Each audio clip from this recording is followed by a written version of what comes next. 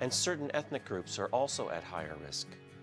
Please talk to your family doctor and have your kidney function checked regularly.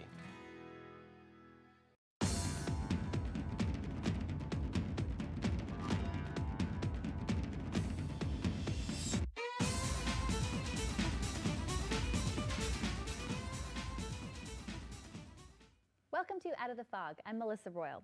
I'm so excited to introduce you to tonight's guest on Out of the Fog. It's Tom Power. He's the host of CBC Radio Q, which is our national arts, music, and entertainment magazine program. And he's also a member of one of my favorite bands, the Dardanelles. And of course, he's from right here in St. John's, Newfoundland and Labrador. And he's back in town from Toronto to record a new album and to speak with us, of course, about all of his experiences on Q. So stay tuned. We'll be right back with Tom Power.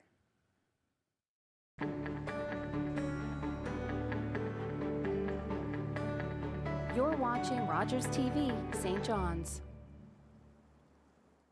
3 years ago, when Batman mysteriously disappeared, it divided the city. I thought he abandoned Gotham because he didn't care. It's time to turn off the signal. You take after your cousin, your female Bruce Wayne. Whoa. Bruce gave me a great piece of advice once. Find your own way.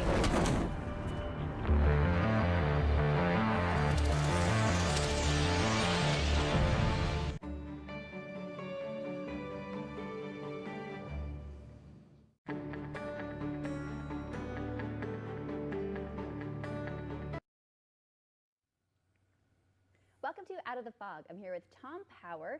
He's the host of CBC Radio Q, the national arts, entertainment, and music magazine. He's also a musician in his own right as a member of the Dardanelles. Welcome to the show.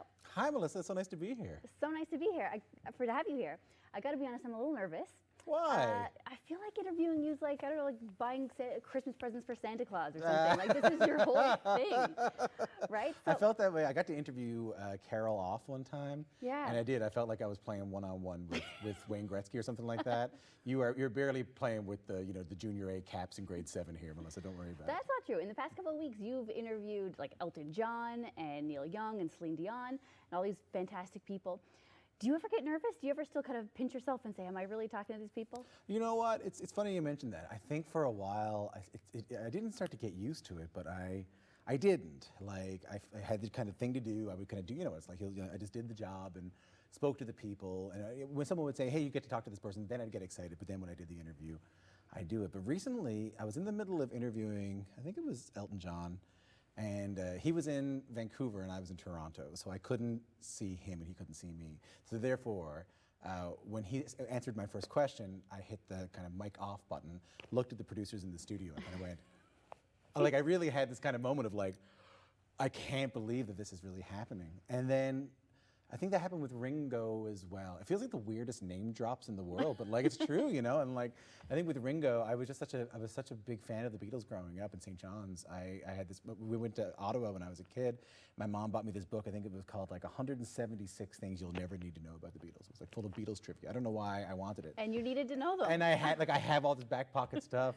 But so when you're interviewing these people like Ringo and like Elton, obviously they have been interviewed so many times before, hundreds and thousands of times before. It seems like you always find something new to talk to them about. How do you go about that, trying to find something to freshen it up?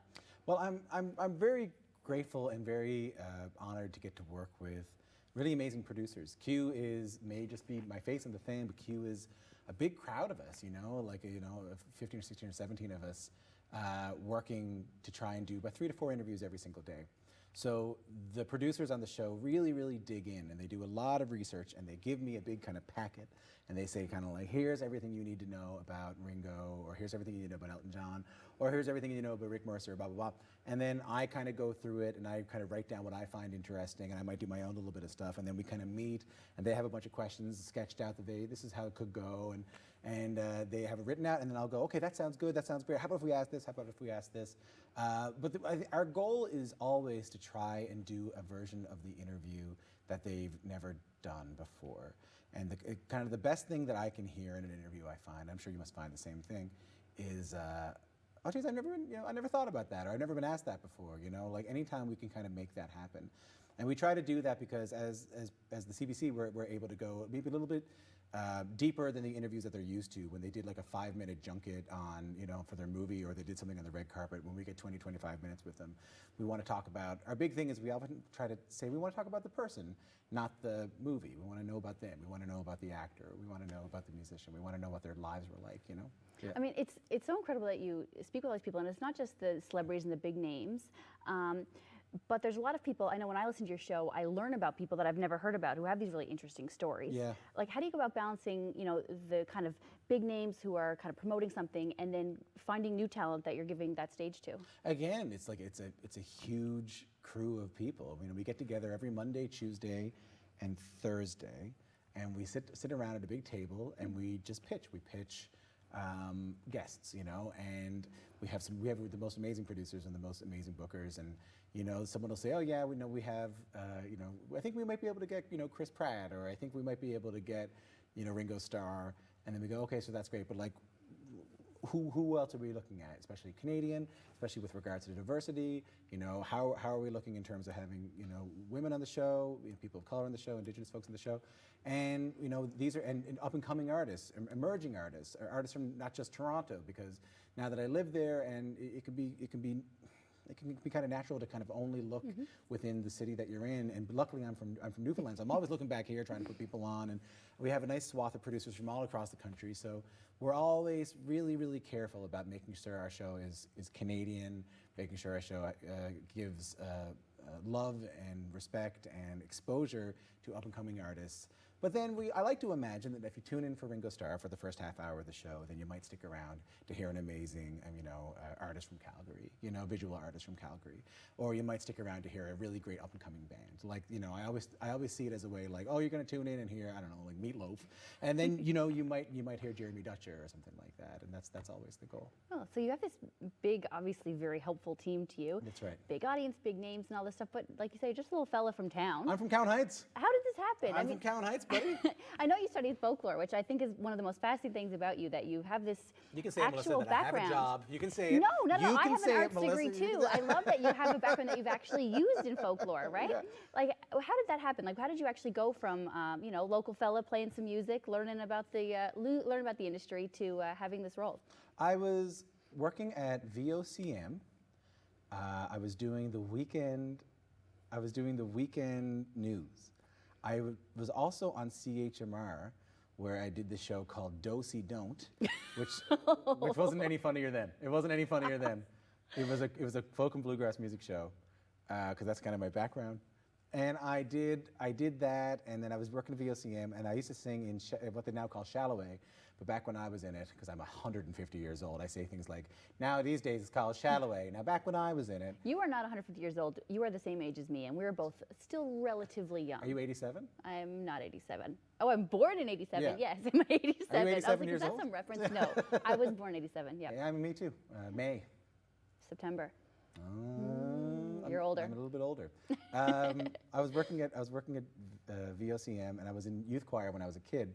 So Susan Knight wrote me one day. She was the artistic director of the Newfoundland Symphony Youth Choir, kind of the co-founder. And she said, would you be willing to come up and say a few words as part of our anniversary show?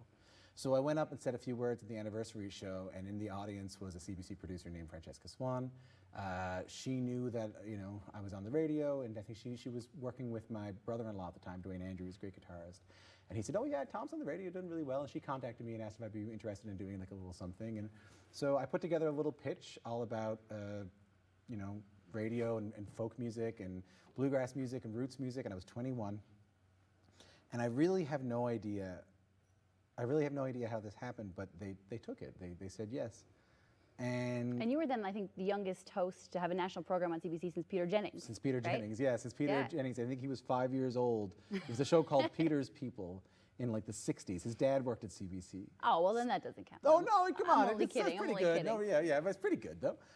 So they asked me to do that, and they took on my Deep Root show, and I did that at St. John's for 2 or 3 years while I was playing with the Dardanelles.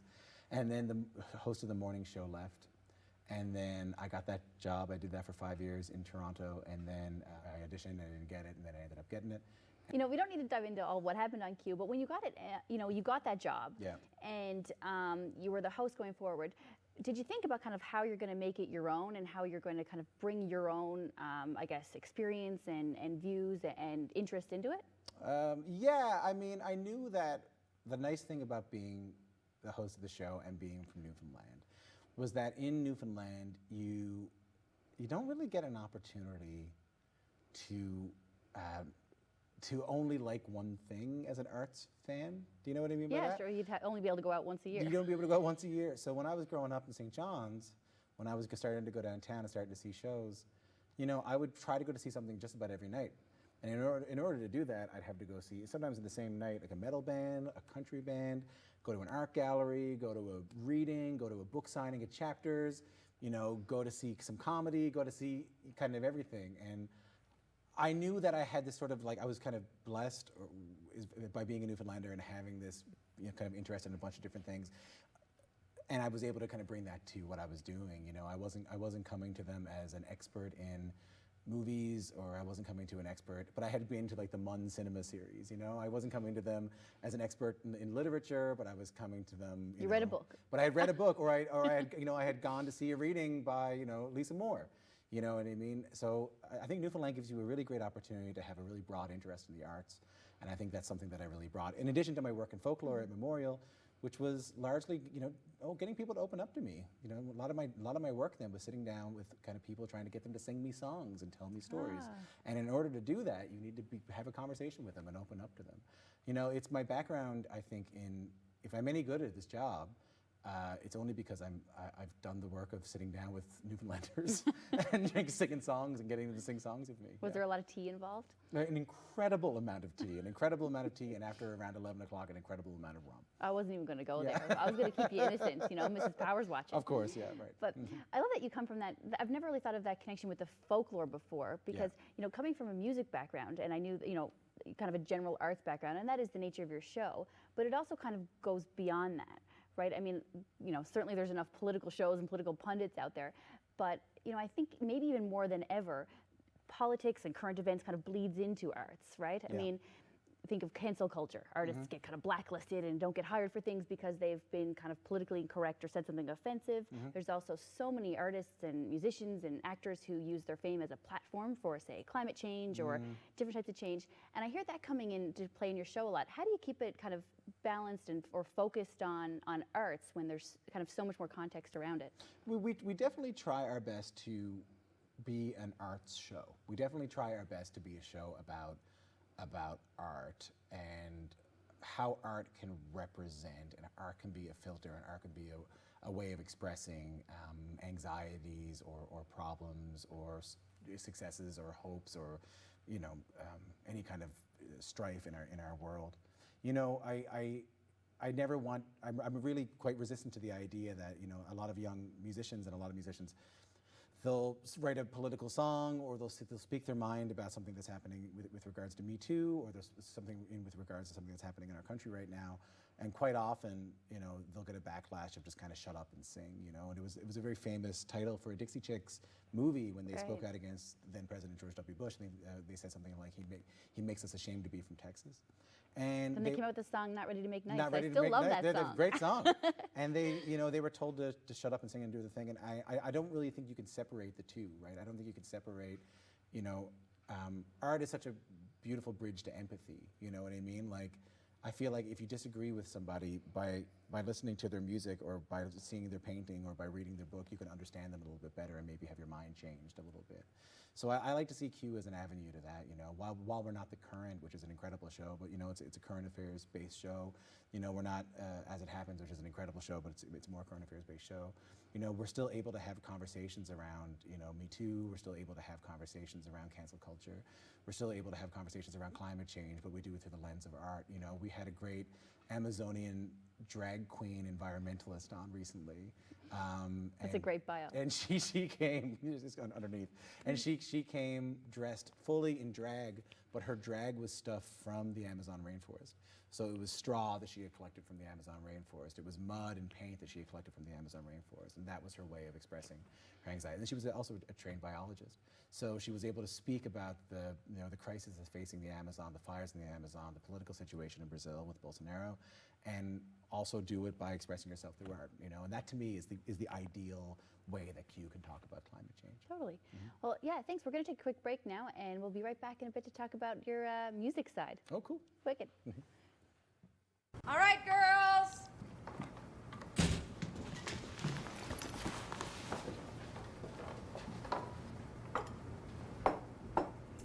Mom, you said it's played again.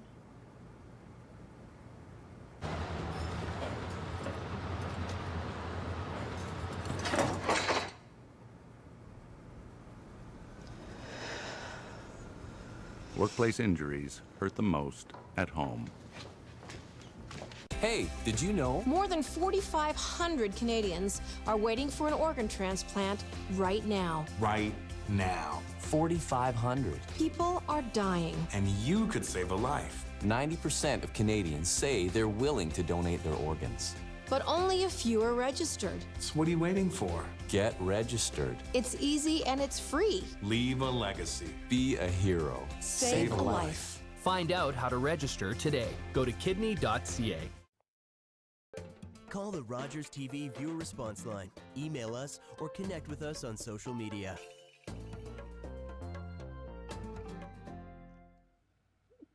Welcome back to Out of the Fog. We're here with Tom Power, the host of Q on CBC Radio, and also a member of the Dardanelles. So, I mean, we're very lucky to have you here on Out of the Fog, Tom, have you back home in St. John's, but you didn't fly in here just for this show. I thought about it. You thought about it. I was hoping you'd chopper me in. Don't have that in the budget, but you're home actually making an album, a new album with the Dardanelles. How's that going? I am. It's really going really well. Thanks for asking. You know, before I moved to Toronto, we played an awful lot. You know, my band playing like traditional Newfoundland music in Newfoundland, Labrador, and we managed to keep doing it. You know, all through the time, we're all kind of doing different things. Our fiddle player Amelia Bartels is a doctor in Ottawa now. Our baron player Rich Kloss works for Parks Canada up in Signal Hill. Our accordion player Aaron Collis is in Rum Ragged, which are a fantastic band. Matthew Byrne, of course, our singer and bouzouki player, is an unbelievable singer and performer and tours all around the world doing that. You've got your day jobs. I have a little bit of a day job, yeah. So it's nice to get together every now and then, and we decided that we had all this incredible, well, we have these incredible tunes that were passed on to us by performers from all around the province. And we said, well, why wouldn't we put these down? So we got together with our producer, John Doyle, a great Irish guitarist, who produced our last record, The Eastern Light, and we've been out up on Mount Sire Road now for 2 weeks. It's nice to see the light of day again, making this record, and we'll have it up, hopefully out by the summertime. Okay, and so for fans of the Dardanelles, who have all Both of them. I'm joking. It's me and your mom, Mrs. Cardinal. I'm just teasing. There's an awful lot of fans. Are they? I know from your Christmas shows that sell out every year. Yeah, they're very fun. What can people expect from this record? Is it kind of following in the kind of that traditional Newfoundland vein, or is there anything kind of new we can look forward to? Yeah, you know, it's a lot of the traditional music of Newfoundland and Labrador. There's, you know, tunes from the great playing of Rufus Ginchard, from a great fiddle player from Daniels Harbour, from Emile Benoit, you know, of course, great fiddle player from Black Duck Brook, but also, you know, players who don't necessarily get played a lot around the province. Bren Newman, great player from Boyd's Cove, Newfoundland. We got a couple of his tunes in there. Clarabelle Fennelly, from Port Kerwin, a couple of her great accordion player from down there. She's passed on. We have a couple of her tunes there, and perhaps perhaps the twist is that Aaron Collis and Amelia Bartels have composed their own music. Oh, no way! So we have kind of new traditional, if that makes sense, tunes to kind of add to the repertoire, which we're really happy about. And we have some new songs there from Ron Hines, songs we learned from Fergus O'Byrne. Yeah, it's some great traditional music. We're really pleased with it. So you're back in the studio, you know, recording this record. Where you spend so much time talking to artists, musicians, does it kind of bring you back to that? Do you think that actually having this experience yourself makes you a better interviewer to other musicians? I like to think so. You know, I do. I think that I'm not, being from Newfoundland and from Crown Heights, it's hard for me to say these nice things about myself. Perhaps just being Irish Catholic, but There's all that. But you have that perspective, right? Like I'd be like, how is your guitar playing? I don't know.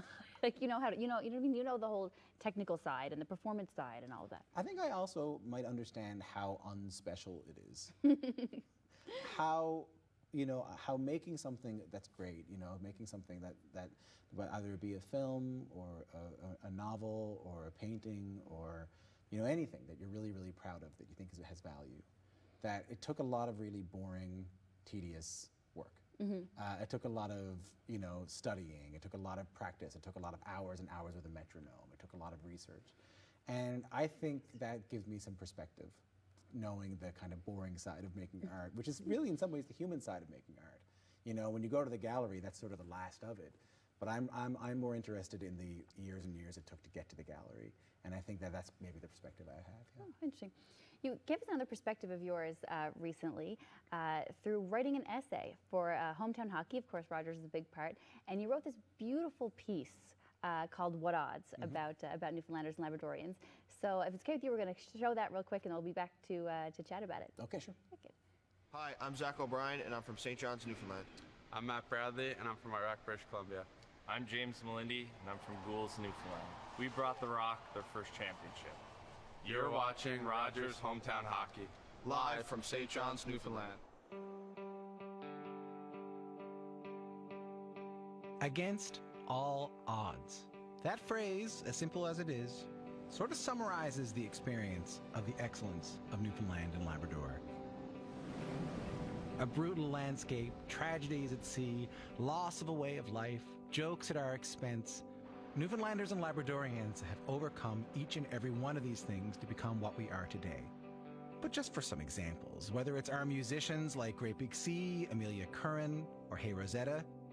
I mean, listen, I'm a musician. It's pretty much just a full 2-day trip to get to the next gig, which is in Halifax, and don't be surprised if there's only 3 people in the bar. But long drives and empty bars become Juno Awards and life-changing concerts. Or our authors like Michael Crummy, Lisa Moore, Megan Gale Coles, as Megan herself put it, from one of the most geographically isolated wild parts without a strong history of literacy, to award winners and bestsellers. Not to mention Mark Critch, Rick Mercer, Susan Kent, Elizabeth Panashue, Jeremy Charles, Mark O'Brien, Sean Majumder, of course Bob Cole, and Katarina Roxon and Caitlin Osmond, which leads me to our athletes. And it made me think about a podcast that Terry Ryan was on, Newfoundland hockey legend. And he talked about just that, what Newfoundland hockey players are up against. A lack of scouts in the early days, isolation. If you are any good, you have to leave the only home you've known at a very, very young age, a completely different culture than the one you came up in. But nonetheless, hockey and our hockey players have thrived. Terry, Keith Brown, George Faulkner, Harold Druken, Dave Pichette, Colin Greening, Adam Party, Teddy Purcell, Ryan Clough, John Slaney, Daniel Clary, Michael Ryder. Listen, I gotta stop listening here because if I leave anyone out, come on, I'm from Newfoundland, I'm gonna hear about it. But seriously, for a province of about 500,000 people, we're punching above our weight. From the St. John's Caps to the Baby Leafs, the Fog Devils, which is maybe my favorite name ever, the Ice Caps, and now the championship team, the Growlers. Newfoundlanders have defied all expectations and succeeded against all odds. That was such a beautiful essay, Tom, and I think it spoke to Newfoundlanders and Labradorians who saw it kind of so strongly about this "what against all odds" theme. How do we overcome those odds? What do all of those successful people in so many fields have in common? I don't know, but I do know that one fed one another. I know that I wouldn't be doing the work that I'm doing without the people in that video. And I know when I decided to write that essay, which is, by the way, a very terrifying thing to do with the great history of writers and comedians and essayists in Newfoundland, and I still see myself, again, as a banjo player from Crown Heights. You've got to stop that. I know, but I do. And so, but when I wrote that thing, I thought about people like, I thought about Rick Mercer, and I thought about Alan Doyle, and I thought about Lisa Moore, and I thought about all these people who gave me an example to go by, that I thought, well, maybe I can do something that's kind of a bit odd, a bit hard, a bit wild to try and host this show and talk to Ringo Starr and talk to Elton John and talk to all these people. But I think it was the example of the people I just mentioned that allowed me to have the path to do it. And I think when it became time to talk about hockey, I thought about that too. I thought about, where would Teddy Purcell be without Darren Langdon? Where would any people be without John Slaney? And I think perhaps what we all have in common is that we have a path. We have a path of other Newfoundlanders ahead of us, showing us that it can be done. I mean, it really is quite unlikely it can seem quite unlikely that we have done the amazing things that we've done, but And there's we've done them. just so many of us. I mean, I don't even know how you got it into that quick list. Well, I left a lot of people out. I left Alan Hocko out. I left Team Guju. They got a highway, and I left them out. Not the gold medal, it's the highway. I left Johnny Harris. I left a lot of people out, but I think that's how I did it. I did it by cowering away and not going to any bars in St. John's until the distant memory of that essay has passed. No, it was beautiful. Thanks. But through Q, through kind of all the other public things that you're doing now in your career, you do talk about Newfoundland and Labrador a lot, and I think that's obviously a big source of pride for you. I mean, do you see yourself kind of as an ambassador, that it's intentional to show the mainlanders what we're all about, or is it kind of that's your experience and that's what you're referencing? I think that I'm aware that it's a very special place to be from, and I try, no matter how much hard I would try, I could never be a journalist or a broadcaster from Toronto. I could never be one from Montreal. I couldn't do it. I went to MUN. I came up playing the Ship Inn in downtown St. John's. I am from and of, and I love this place. And I feel like it's important for the Canadians to know what we can do here and who we are and what we're doing.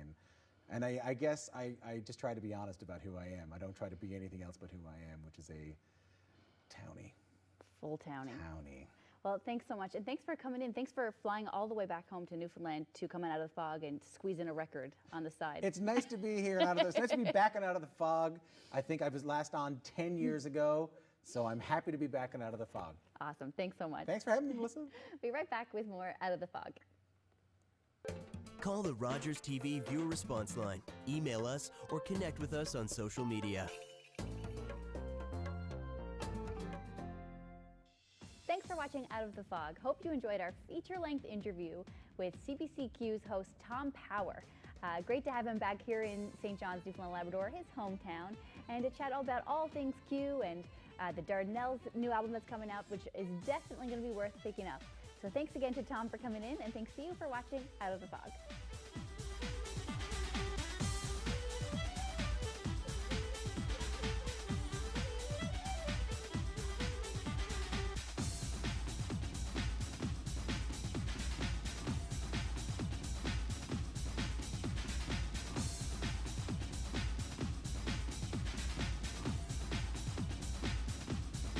You